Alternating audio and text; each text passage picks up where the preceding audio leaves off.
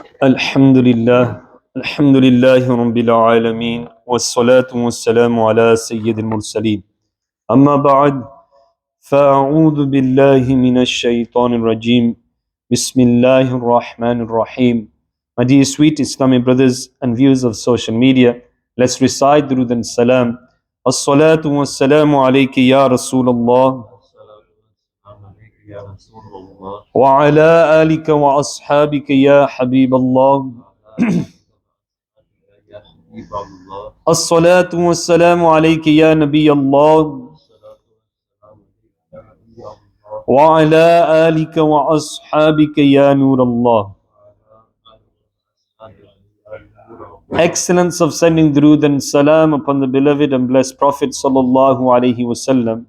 When a Muslim recites 313 times durood and salam, he will be with those who recite durood and salam abundantly. Sallu ala al-Habib sallallahu ta'ala ala Muhammad sallallahu alayhi wasallam.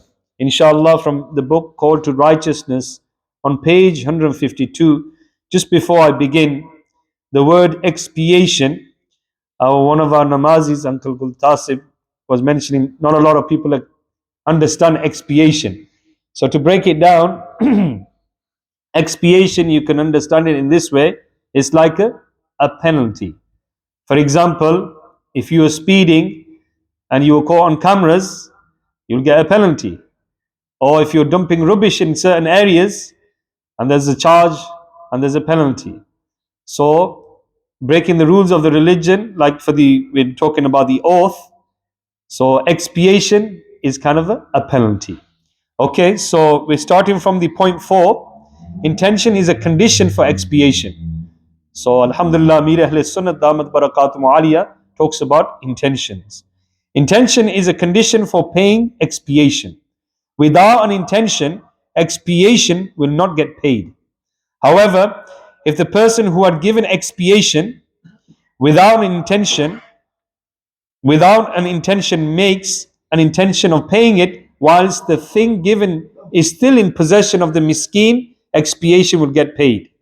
The same condition applies to zakah, i.e., the intention, if made after one has paid zakah, will be valid provided that the thing given as zakah is still in possession of the faqir. Otherwise, the intention will not be valid and zakah will not get paid in this case. You understand that? MashaAllah.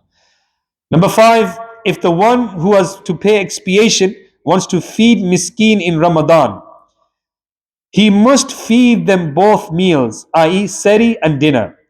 He may also feed dinner for 20 days to the same miskeen. Point 6, if the one who has to pay expiation is unable to free a slave or provide 10 miskeen with a meal or clothing, he has to keep 3 siyam consecutively. Number 7, the financial inability to pay expiation by providing 10 miskeen with meals or clothing will be considered valid only at the time of paying expiation.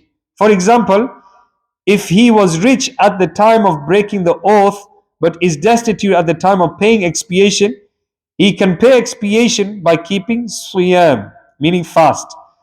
On the other hand, if he was destitute at the time of breaking the oath but is rich at the time of paying expiation, he cannot pay expiation by keeping siyam, meaning fast.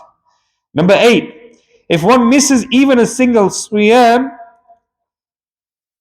in between, meaning fast in between these 3 siyam, expiation will not get paid even if he had missed the one fast.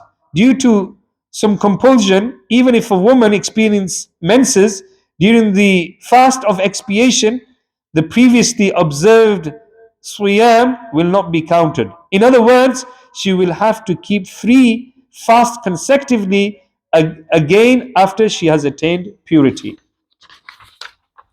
Point 9, it is also a condition for paying expiation by keeping fast that the expiation paying person must not be able to have enough wealth to pay expiation throughout 3 fasts. For example, If he got enough wealth to pay expiation after he had kept 2 fasts, expiation in the form of siyam can no longer be paid.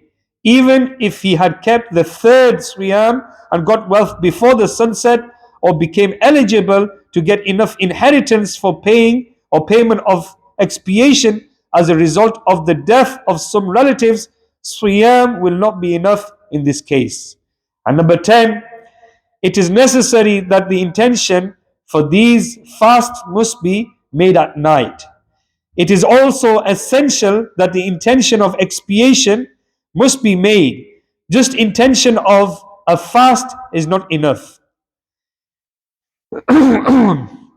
Number 11, expiation cannot be paid before breaking the oath.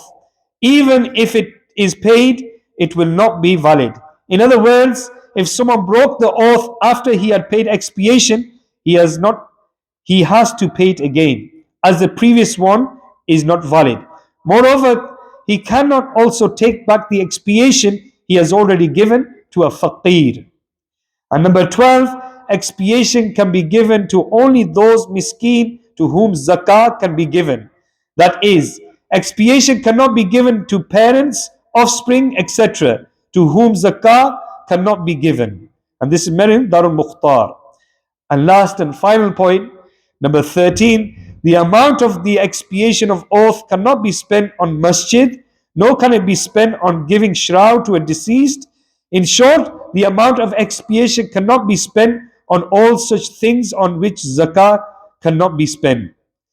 For detailed information about oath and expiation, it is necessary to study from page 298 to 311 of the second volume of the 1182 pages containing book Bahar-e Shariat, published by Dawateislami Publishing Department of Maktabatul Madina. Sallu ala al-Habib sallallahu ta'ala ala Muhammad sallallahu alayhi wasallam. My dear Islam brothers, today is Thursday, inshallah. It's a monthly request. I invite Islam brothers to the weekly Sunnah Inspiring Ijtima, which is at 8 p.m. Inshallah Azza wa Jal, there will be Langar Sharif as well. And also try to make an intention to donate units. We've only got 3 days left. On the 13th of November, we'll have a live telephone program on Madani channel, which will be an all-day program, inshallah. Try to collect some units from your friends, your relatives, someone that you know, inshallah, for the reward for this life and the hereafter. May Allah Azza wa Jal give you barakah and accept your du'as. Alhamdulillahi Rabbil Alameen. Wassalatu wassalamu ala Sayyidil Mursaleen. Jazallahu anna Muhammadan ma huwa ahlu. Ya Allah Azza wa Jal, accept our Salat al-Zuhr.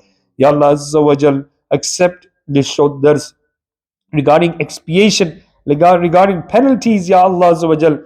Ya Allah Azza wa Jal, by fasting for 3 days, if you have made any false oaths, Ya Allah Azza wa Jal, give us the ability to understand the religious knowledge, give us to amal of the deen, enlighten our hearts with the nur of Islam, nur of Quran, nur of praying salah, Ya Allah, nur of sending durood and salam. Ya Allah Azza wa Jal, grant us the true qurb of Rasulullah, true ishq of Rasulullah in our hearts. Ya Allah Azza wa Jal, take away the calamities and problems and make our household a Madani Mahol of Dawat-e-Islami. Ya Allah Azza wa Jal, bless our children at school. Ya Allah Azza wa Jal, protect them, protect their dignity, protect their haya. Ya Allah Azza wa Jal, and keep them on the path of deen. Ya Allah Azza wa Jal, those who are doing tarbiyah of our children, Ya Allah Azza wa Jal, those who are doing it with good intentions, bless them, grant them the nur of Islam. For those who are deliberately, Ya Allah, trying to take the children off the path of deen, to keep them far away, bringing them close to the devil, Ya Allah, give them hadayah or remove their positions. Ya Allah, bless our Muslim brothers and sisters around the globe, protect them, Ya Allah, protect them from disasters and calamities, give them unity, give them sustenance, Ya Allah, protect them from oppression. Sallallahu ta'ala ala Muhammad sallallahu alayhi wa sallam bi rahmatika ya arhamar rahim.